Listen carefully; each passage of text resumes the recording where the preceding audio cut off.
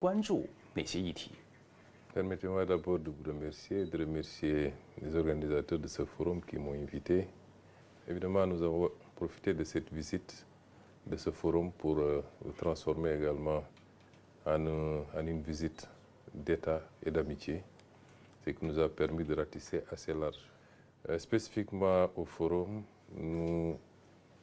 c'est un forum très ouvert avec des thématiques qui sont adaptées à la situation actuelle que vit le monde, mais qui coïncide également pour nous, particulièrement avec l'élaboration de notre vision 2050. 我也看了您在夏季达沃斯论坛中的发言哈，您也提到了塞内加尔2050愿景，包括现在在经济转型过程中的一些机遇与挑战。其实这不仅是塞内加尔所面临的问题，它也折射出了世界的关切。所以您认为，在当前这样一种世界经济面临不确定的形势之下，各国应该如何携手合作来应对这样的挑战？ Oui, ces défis sont des défis mondiaux, comme vous l'avez dit, mais qui se posent différemment selon les pays. Il est évident qu'à chaque fois qu'il y a des chocs, les pays les moins développés comme les nôtres le ressentent plus durement que les pays les plus avancés, les grandes puissances comme les États-Unis, comme l'Union européenne. L'humanité connaît de ces tournants à échéances périodiques et nous sommes à ce tournant où tous les continents, toutes les nations, tous les pays doivent se déterminer, se réorganiser pour pouvoir, pour ne pas rater le train du changement qui se profile.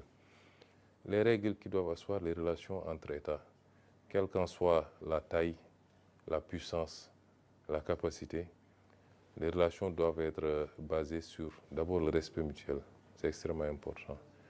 Elles doivent être basées sur l'équilibre, le gain partagé mutuellement. Elles doivent aussi être partagées sur le multilatéralisme. Les règles qui sont établies de commun accord à travers des discussions, par exemple les règles commerciales dans le cadre de l'OMC, doivent être des règles qui s'appliquent à tous.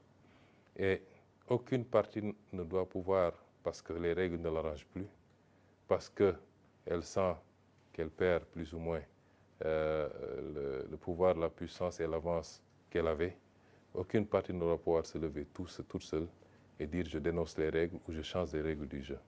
Se dessine ce profil avec une reconfiguration où le Sud global est en train de reprendre pied, comme on dit, est en train de devenir le moteur de la croissance mondiale, est en train de reprendre une place privilégiée, pour ne pas dire la première place, le Sud global, tiré notamment par la Chine, que nous félicitons pour les progrès extraordinaires qui ont été réalisés en si peu de temps et qui découlent de beaucoup d'abnégation, de beaucoup de discipline, d'organisation, mais beaucoup de conviction. Et cela doit inspirer tout le reste des pays du Sud. 此次中国之行，孙科总理先后到访浙江杭州、天津和北京，感受中国在数字经济、人工智能、智慧物流等领域的前沿脉动与创新成果。在杭州，他了解跨境电商平台的运作，以及脑机接口、智能仿生手等产品发展与应用。在天津，他参观天津港，询问临汉码头的建设经验，还在鲁班工坊体验中华建筑技艺。从天津到北京，孙科总理乘坐高铁，感受了中国速度。这一次访华呢，是您就任总理之后第一次访华。我们注意到您去了杭州、天津，然后现在呢，咱们是在北京，而且啊，您是参访了很多种不同类型的企业。我看有像数字经济、有科技创新企业，有新能源企业，还有像智慧物流交通这样的企业。在整个这个过程中，您对哪些方面印象最深刻？ La première étape de cette visite qui s'est déroulée à Hangzhou, une étape extrêmement importante. Et jusqu'à ce matin, d'autres accords ont été signés avec des institutions. La Chine est un partenaire important.